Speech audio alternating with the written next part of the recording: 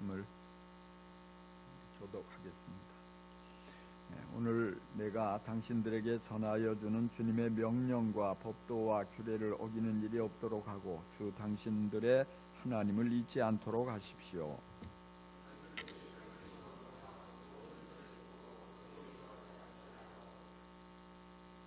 또 당신들의 소와 양이 번성하고 은과 금이 많아져서 당신들의 재산이 늘어날지라도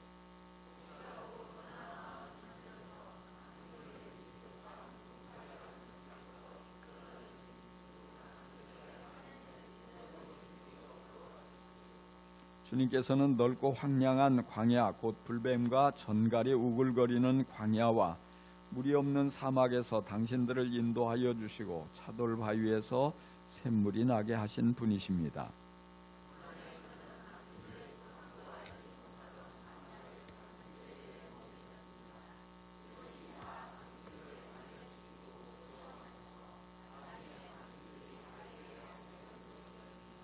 당신들이 마음속으로 이 재물은 내 능력과 내 손의 힘으로 모은 것이라 하고 생각할 것 같아서 걱정이 됩니다.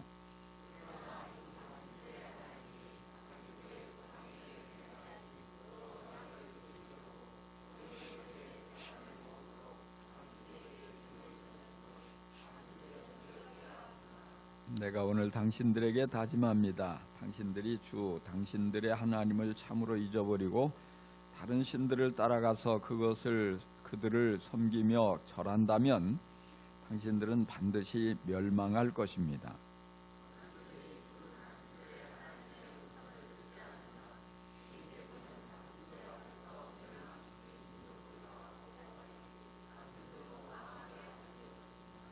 아멘. 우리 주위를 돌아보면 모든 것이 풍족한 사람이 있고 또 꼭 필요한 것조차도 부족해서 쩔쩔매는 사람들도 많습니다.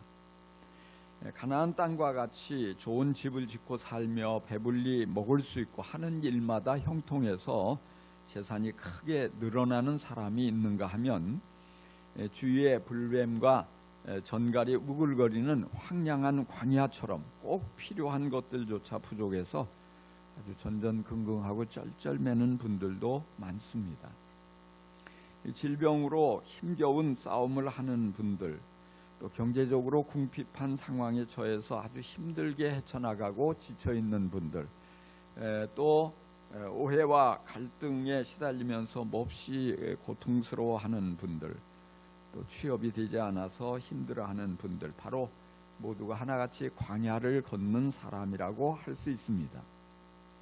하나님께서 사랑하는 백성들로 하여금 광야로 내모르십니다. 이스라엘 백성들은 약속의 땅이 내려다 보이는 가데스 바네아 광야 언덕에서 하나님께 불순종하고 불신앙을 드러냈습니다. 하나님은 이스라엘 백성들에게 광야로 다시 들어가라고 말씀하십니다. 그런데 광야로 인도하시는 하나님께서 그 광야를 심판이라고 벌이라고, 너희가 잘못한 벌이라고 말씀하지 않으십니다. 오히려 오늘 이 말씀을 통해서 보니까 복 주시려는 과정이라고 말씀하십니다. 16절입니다. 광야에서는 당신들의 조상도 알지 못하던 만나를 당신들에게 먹이셨습니다. 이것이 다 당신들을 단련시키고 시험하셔서 나중에 당신들이 잘 되게 하시려는 것이었습니다. 개역 성경을 보니까 마지막 부분이 이렇게 돼 있어요. 마침내 내게 복을 주려 하심이었느니라. 마침내는 내게 복을 주려고 하신 것이다, 이 말씀이에요. 복을 주시려고 광야로 인도하셨다는 것입니다. 이해가 되십니까? 우리가 아무리 생각해도 광야가 복이라고 생각되지 않아요. 그런데 하나님은 광야로 내모신 목적이 징벌이 아니고 축복이라고 하십니다. 복을 주시기 위해서 광야로 인도하셨다는 사실입니다. 실제 광야는 꼭 필요한 것들은 하나도 없는 곳들입니다. 없는 곳이에요. 마실 물이 없죠. 또 식물이 자라니까 먹을 음식이 없습니다. 먹을 것도 없고. 그래서 하나님께서 만나를 내려주셔야만 살아갈 수가 있어요. 그저 반석, 바위에서 바위를 깨트리고 거기서 샘물이 아주 콸콸 솟아나게 하셔야만 죽지 않고 살 수 있는 곳이에요. 그리고 낮에 이 얼마나 뜨거운지 이 태양에 다 익어버릴 수밖에 없습니다. 너무너무 더워요. 또 그리고 밤이 되면 너무너무 춥게 아주 일교차가 심한 곳이 광야예요. 그래서 하나님께서 구름으로 늘 이렇게 가려주시고 천막을 쳐주셔가지고 그 밑에를 서늘하게 식혀주셔야지 광야길을 걸을 수 있는 거예요. 또 한밤중에는 하나님께서 이 불기둥을 일으켜가지고 난로를 피워주셔야지 추위를 이길 수 있는 곳이 광야예요. 하나님께서 왜 이스라엘 백성을 이 거친 광야로 인도하셨을까요? 바로 광야는 매 순간 날마다 하나님이 도와주셔야만 살 수 있는 곳이에요.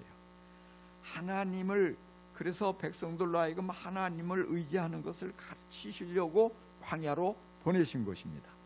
우리가 살아가는 이 세상도 어떤 면에서 보면 광야와 흡사해요. 우리가 잘 살아보려고 안간힘을 쓰지만 참 세상이 녹록하지 않습니다. 그래서 우리가 잘 될 줄 알았는데 실패할 때가 얼마나 많은지 몰라요.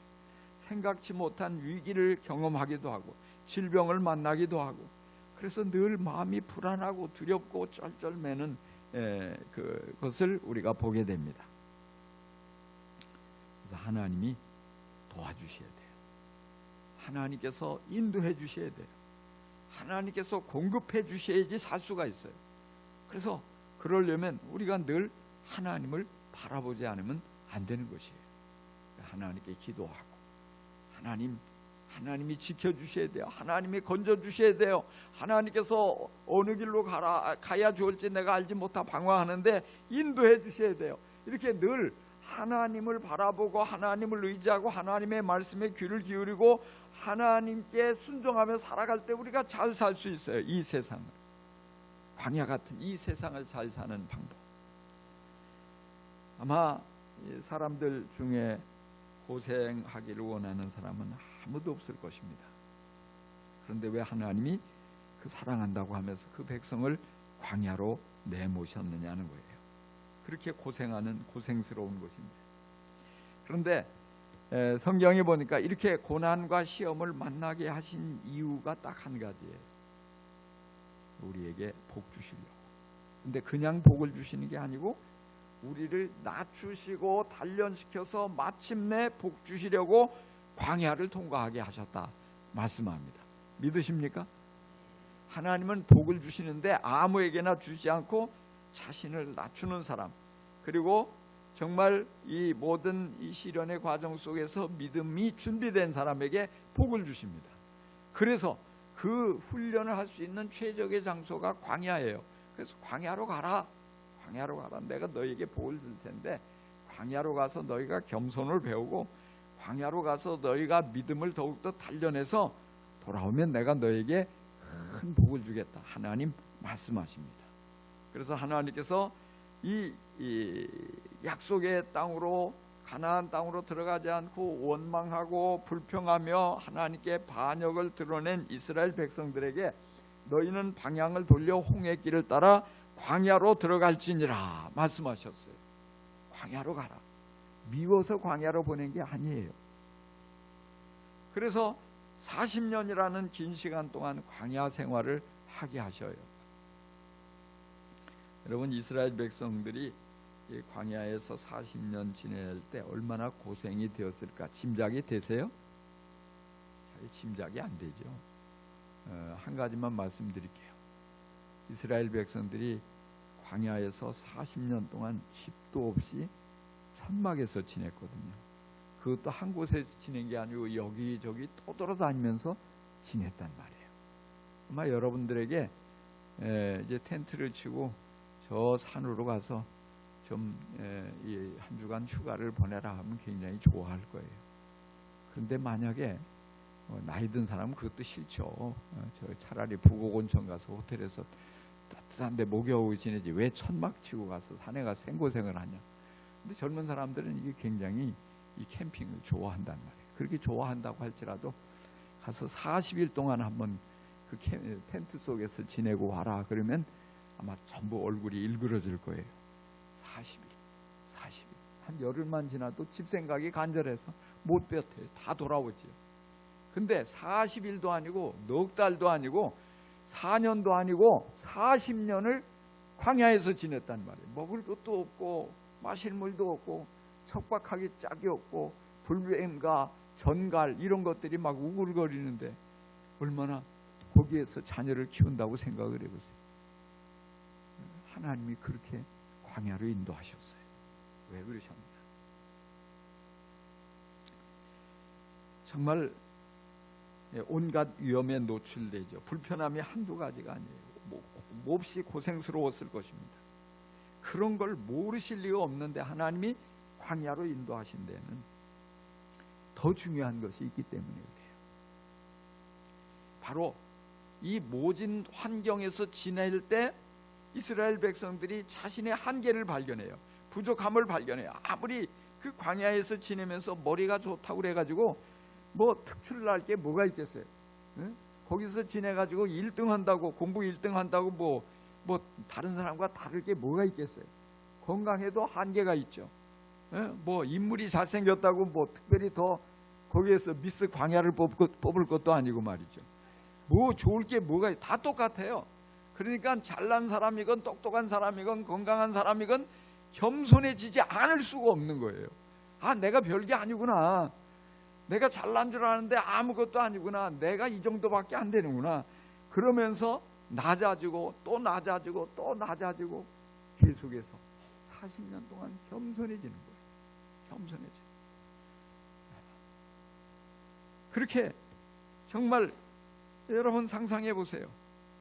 뭐 매일 자고 일어나도 새롭게 달라진 게 아무것도 없어요. 신기한 것도 없고 즐길 만한 것도 없고 재미있는 것도 없고 할 일도 별로 없는 곳, 그곳이 광야란 말이에요. 그러니까 뭐예요? 날마다 하나님을 바라봐야 돼. 오늘도 하나님 만나를 내려주십시오.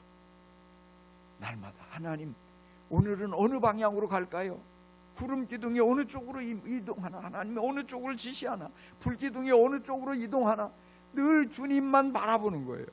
그래서 주님을 의지하고 신뢰하고 그리고 겸손한 모습으로 그렇게 살아가면서 하나님 말씀에 집중하는 법을 배우는 거예요. 하나님께 순종하는 법을 배우는 거예요. 하나님 앞에 겸손한 자세를 배우게 되는 것입니다.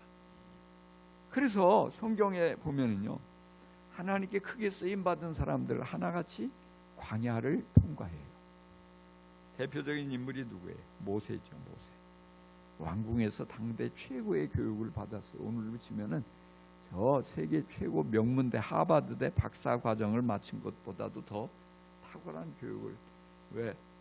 당시에 최고의 선생님들을 불러다 개인 교수를 다 받은 거니까, 왕자로서 대우를 받으면서. 그러니까 얼마나 잘난 척을 하겠냐고요. 얼마나 하늘 높은 줄 모르고 교만하겠냐고요. 그래가지고 그 모세가 하나님을 위해서, 하나님의 백성을 위해서 헌신한다고 그러면서 나갔다가 어떻게 사람이나 때려 죽이고 모래에다 파묻고, 그게 본래 모습이잖아요.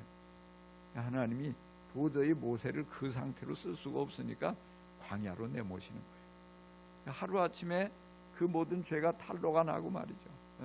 바로가 잡아 죽이겠다고 눈에 불을 켜고 그러다 하니까 도망가지 않을 수가 없죠. 도망가는데 웬만한 데 갔다가는 다 잡힐 수밖에 없어요. 왜?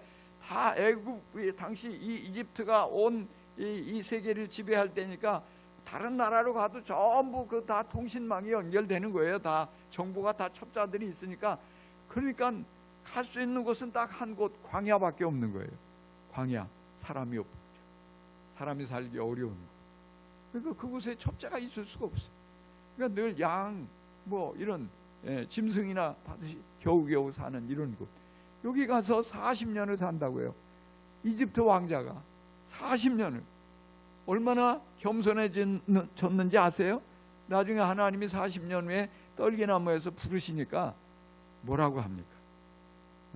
그리고 부르시고서 그를 보내시잖아요. 내 백성을 구해내라. 그러니까 모세가 하는 말이, 주여 보낼 만한 자를 보내소서. 자기는 적합한 자가 아니야. 나는 혀가 짧고 입이 둔해가지고 말도 잘 못하니까 나 그 일 감당할 적임자가 아닙니다. 이런 모든 것들을 보면은 겸손해진 거예요. 전에 40년 전만 해도 이 모세가 두려울 게 뭐가 있어요? 하나님은 그렇게 낮추시고 그러면서 그에게 참된 믿음을 훈련하시고 그러면서 그 모세를 사용하시는 거예요. 그래서 이스라엘 백성을 이집트에서 그 노예들을 해방시키는 그 중요한 과업을 감당할 지도자로 세우셨어요. 다윗 역시 마찬가지예요. 사무엘 선지자를 보내서 이 올리브 기름을 머리에 붓고 왕으로 왕 즉위식을 했다고요. 그리고 그 다음 날로 왕위에 올라가서 왕이 된 게 아니에요. 광야로 내모르셨어요. 왕으로, 하나님이 널 왕으로 세우신다. 그러고서 축복을 해주고 기름 부음을 받았는데, 근데 사울 왕이 이 다윗을 미워하고 잡아 죽이려고 하니까 광야로 도망가요. 그야말로 사울에게 쫓겨다니면서 피를 말리는 경험을 하면서 겸손해지고 믿음을 훈련하고, 정말 하나님께서 그 모든 것들을 갖추고 난 후에 다시 불려올려서 왕으로 세우시잖아요. 그러니까 얼마나 하나님의 마음에 맞게 나라를 잘 다스리고 나라가 아주 부강해지는지 몰라요. 다윗이 지은 시들이 참 많거든요. 시편에 보면. 근데 그 시들은 하나같이 광야에서 지은 시들이에요. 왕궁에서 지은 시는 없어요. 또 찾아보면 나올지도 모르겠습니다만 거의 대부분은 광야에서, 거의 대부분 쫓겨다니면서 고생하며 죽을 고생을 하면서 그 아슬아슬한 상황에서 그의 신앙이 표현되는데 얼마나 아름다운지, 그 시를 누가 흉내낼 수 있겠어요?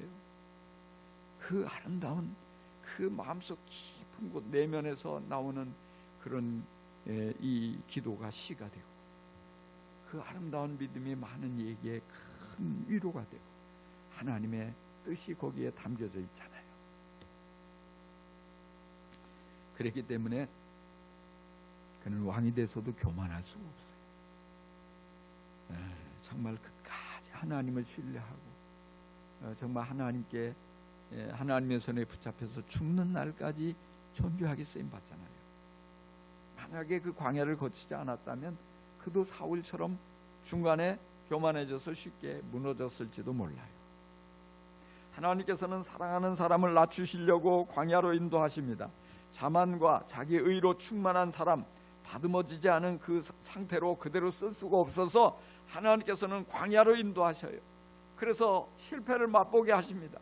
정말로 낮추시고 깎고 다듬어서 정말 그 안에 있는 자만이 깨어지고 오만이 정말 부서져서 이제는 겸손한 사람, 부드러운 사람, 하나님의 말씀 앞에 예라고 순종하고 오직 하나님 앞에 전적으로 순복하는 그런 사람으로 만드셔서 귀하게 쓰시는 것입니다. 여러분, 하나님이 나를 사랑하시는데 왜 내게 이런 질병을 주시나? 하나님이 나를 사랑하시는데 왜 내가 하는 일이 이렇게 실패투성이고 되는 일이 하나도 없나? 하나님의 사랑을 의심하지 마세요.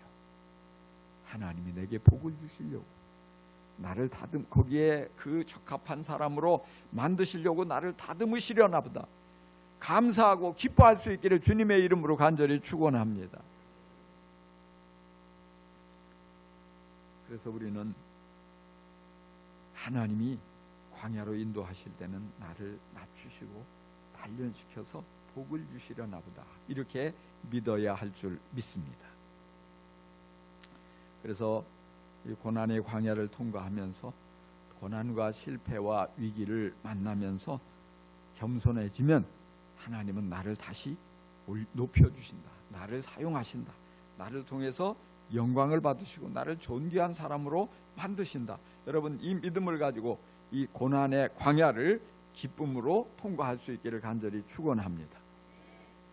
고난의 광야를 만났을 때 좌절하지 마세요. 포기하지 마세요. 불평하지 마세요. 원망하지 마세요. 이것처럼 좋은 학교가 없어요. 겸손을 배우기에 이 광야처럼 적합한 학교가 없어요.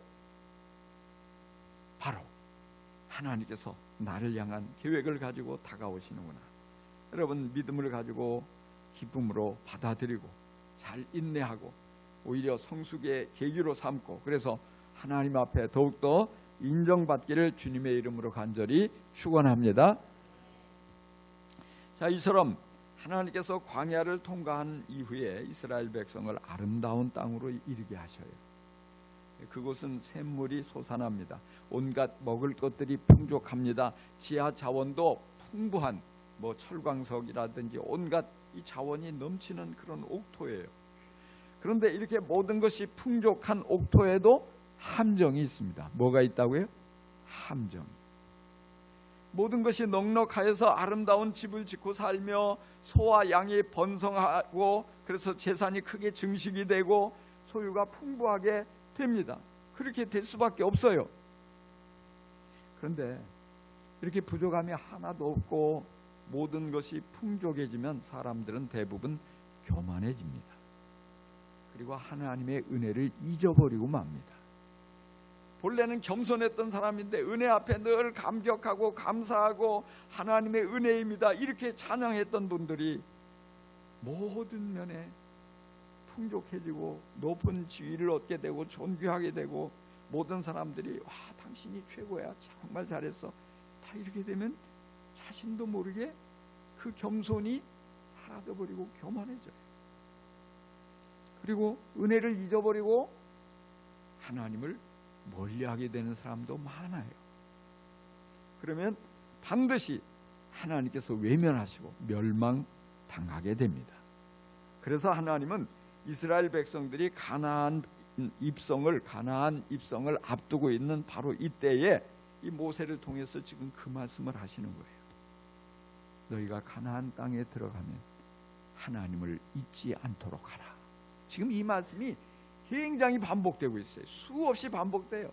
하나님의 은혜를 기억하라는 말씀. 너희들을 이 이집트에서 해방시킨 게 누군지 너희들 잊으면 안 된다. 홍해 바다를 건너게 하고 이 광야 과정에 온갖 모든 것들을 아낌없이 내준 게 바로 하나님인 것을 잊어버리면 안 된다. 은혜를 잊으면 안 된다. 이 말씀이 수없이 반복이 되고 있어요. 부족할 때는 어떤 사람이든지 겸손하지 않을 수가 없습니다. 하지만 그런 사람들도 풍족해지면 교만해지기 쉽습니다. 교만이 무엇일까요? 여러분은 교만한 사람입니까? 겸손한 사람입니까? 아무도 말씀 안 하시지만 속으로는 나는 겸손한데, 이게 지금 다 보입니다. 나 교만한데 이런 사람 한 사람도 없는 것 같아요. 근데 늘 사람들은 나는 겸손하다 착각하고 있어요. 교만과 겸손이 어떤 그 시금석이 뭘까? 그 특징이 뭘까? 오늘 말씀 17절은 이렇게 설명해요. 당신들이 마음속으로 이 재물은 내 능력과 내 손의 힘으로 모은 것이라 하고 생각할 것 같아서 걱정이 됩니다. 내 능력과 내 힘으로 모든 재물을 모았다 생각하는 사람 있지요. 교만한 사람. 내가 공부를 잘하고 똑똑해서 내가 이렇게 출세를 하고 좋은 지위에, 높은 지위에 올랐다 이렇게 생각하는 사람 있죠. 교만한 사람이에요.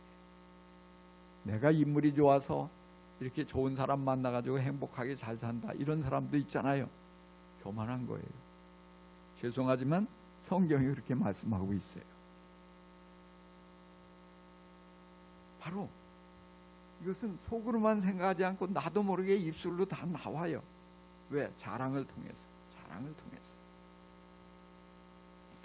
근데 성경은 하나님은 교만한 사람을 대적하신다, 원수처럼 여기신다고 말씀하고 있어요.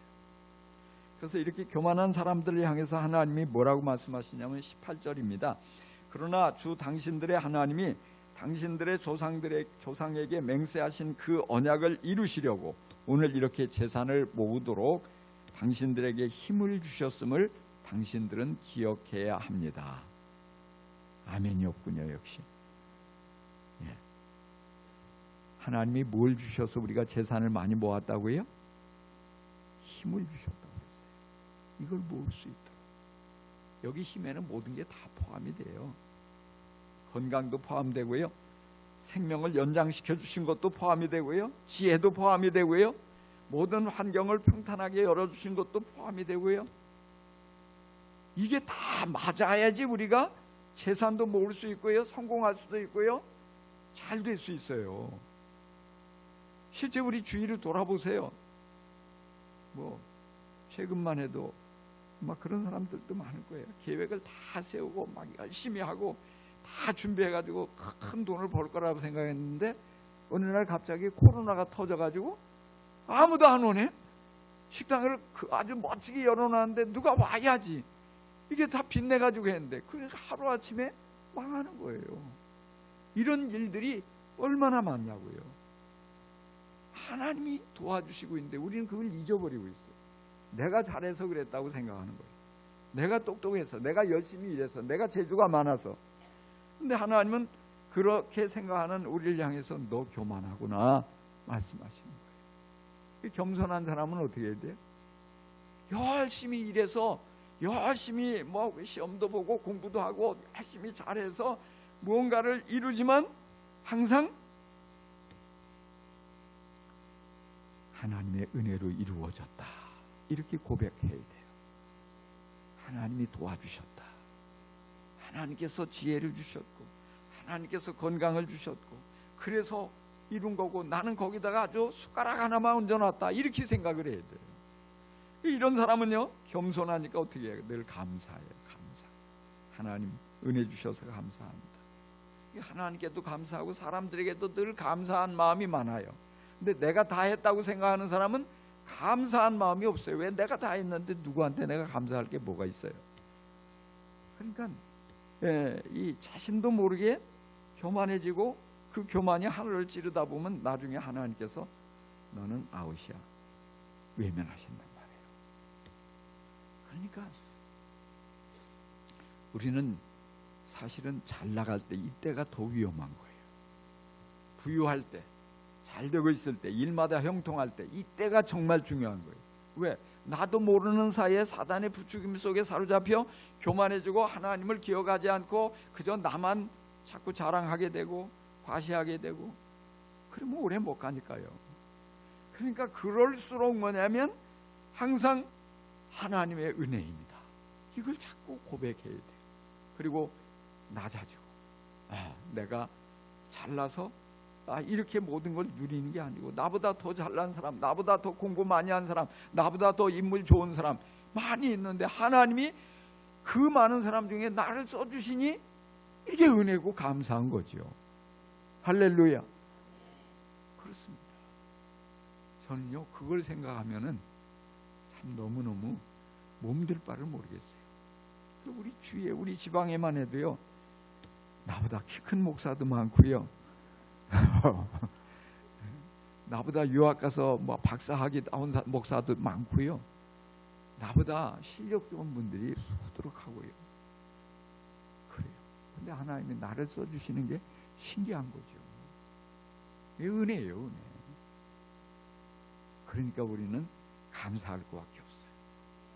우리가 풍족할 때든지 부족할 때든지 동일하게 하나님의 은혜를 잊지 않고 하나님을 부지런히 섬기며 살아야 합니다. 광야를 지날 때든지 가나안 땅에 들어가 풍족하게 살 때든지 겸손하게 하나님을 인정하고 감사하며 살아야 합니다. 하나님이 낮추시며 단련시키시면 나에게 큰 복을 주시려나 보다 이렇게 믿고 기뻐하며 인내하며 감사해야 합니다. 하나님이 높여주시고 풍족하게 해주셔도 교만해지지 않고 이 모든 것이 하나님의 은혜임을 기억하고 부지런히 주님을 찬양해야 합니다. 여러분 지금 어떤 상황에 처해 있습니까? 빈궁에 처해 있든지 부유함에 처해 있든지 하나님을 기억하며 살기 바랍니다. 하나님의 은혜를 잊지 말고 하나님의 음성에 귀 기울여 더욱더 힘써 순종하며 살아갈 수 있기를 주님의 이름으로 축원합니다. 기도하겠습니다.